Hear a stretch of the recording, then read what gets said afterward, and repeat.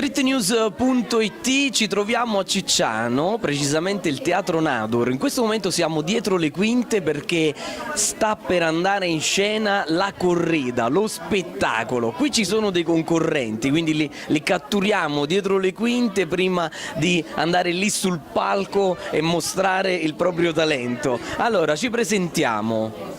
Angelo Criscuolo e Carolina Buonagura. buonasera ragazzi, voi questa sera in veste di? balleremo i balli caraibici, una salsa e baciato, un mix. Ah, ok, ma già siete una coppia di fatto o non reale, di ballo? Allora, siamo amici, balliamo insieme non da tempo, insomma abbiamo montato questa coreografia in pochissimo tempo, però abbiamo già ballato insieme varie volte, non per spettacoli però.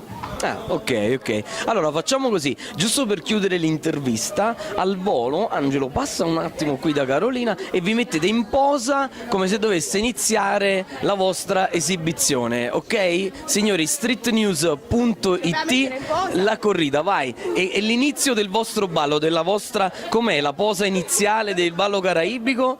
E così salutano il pubblico. Streetnews.it, la corrida!